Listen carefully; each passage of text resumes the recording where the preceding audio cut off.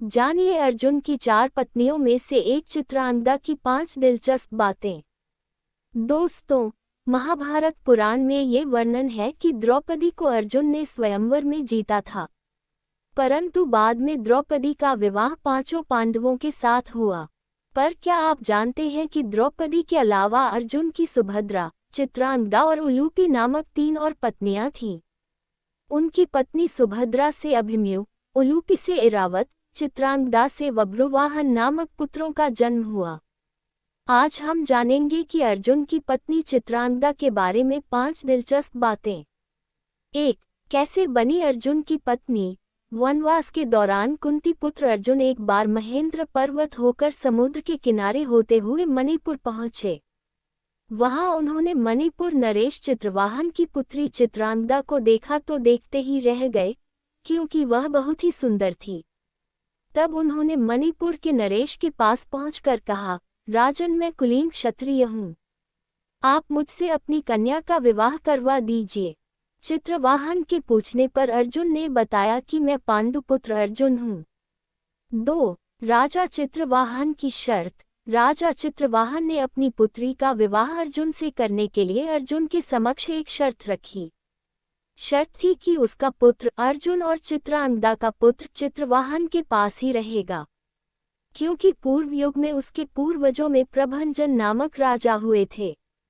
उन्होंने पुत्र की कामना से तपस्या की थी, तो शिव ने उन्हें पुत्र प्राप्त करने का वरदान देते हुए ये भी कहा था कि हर पीढ़ी में एक ही संतान हुआ करेगी। अतः चित्रवाहन की संतान वह कन्या ही थी।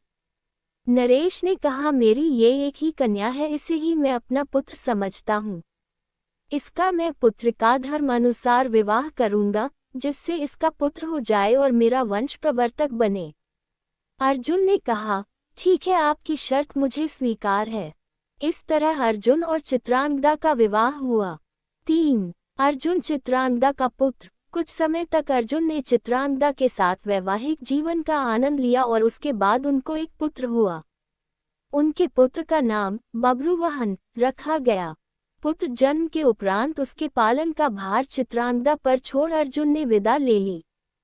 चलने से पूर्व अर्जुन ने कहा कि कालांतर में युधिष्ठिर राजसूय यज्ञ करेंगे, तभी चित्रांगदा अपने पिता के साथ इंद्रप्रस्थ आ जाए। वहां उसे अर्जुन के सभी संबंधियों से मिलने का सुयोग मिल जाएगा।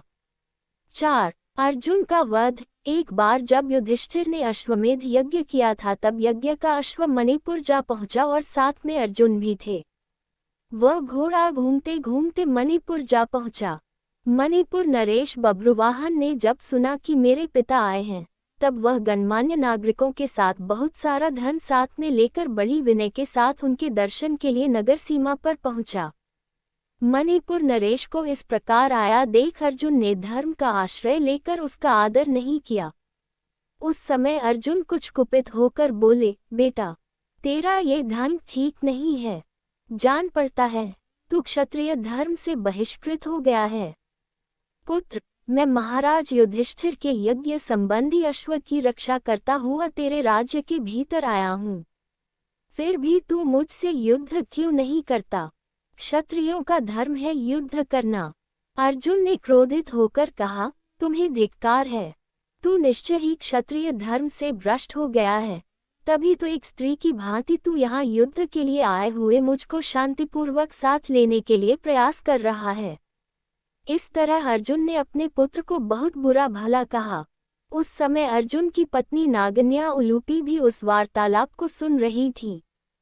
तब नागन्या उलूपी धर्म निपुण बभ्रुवाहन के पास आकर यह धर्म सम्मत बात बोली, बेटा, तुम्हें जानकारी होनी चाहिए कि मैं तुम्हारी विमाता नागन्या उलूपी हूँ।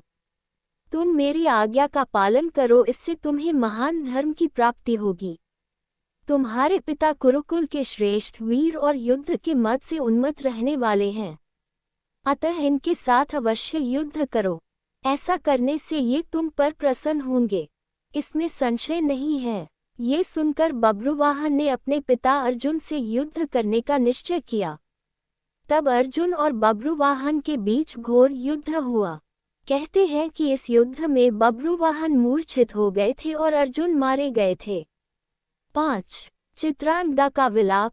अर्जुन की मृत्यु का समाचार सुनकर युद्ध भूमि में अर्जुन की पत्नी चित्रांगदा पहुंचकर विलाप करने लगी। वह उलूपी से कहने लगी कि तुम्हारी ही आज्ञा से मेरे पुत्र बब्रुवाहन ने अपने पिता से युद्ध किया। चित्रांगदा ने रोते हुए उलूपी से कहा कि तुम धर्म की जानकार हो बहन, मैं तुमसे अर्जुन के प्राणों की भीख मांगती हूँ। चित्रांगदा ने उलूपी को कठोर और विनम्र दोनों ही तरह के वचन कहे। अंत में उसने कहा कि तुम्ही ने मेरे पति और बेटे को लड़ाकर उनकी जान ली है। मेरा बेटा भले ही मारा जाए लेकिन तुम अर्जुन को जीवित करो, अन्यथा मैं भी अपने प्राण त्याग दूंगी। तभी मूर्छित बब्रुवाहन को होश आ गया और उसने देखा कि उसकी मां अर्जुन के पास बैठकर विलाप कर रही है और विमाता उलूपी भी पास ही खड़ी है। बब्रुवाहन अपने पिता अर्जुन के पास बैठकर विलाप करने लगा और प्रण लिया कि अब मैं भी इस रणभूमि पर आमरण अनशन कर अपनी देह त्याग दूंगा। पुत्र और मां के विलाप को देखकर उलूपी का हृदय भी पसीज गया और उसने संजीवन मणिका का स्मरण किया। नागों के जीवन की आधारभूत मणि उसके स्मरण करते ही वहां आ गई। तब उन्होंने बब्रुवाहन से कहा कि बेटा उठो, शोक मत करो, अर्जुन तुम्हारे द्वारा परास्त नहीं हुए हैं।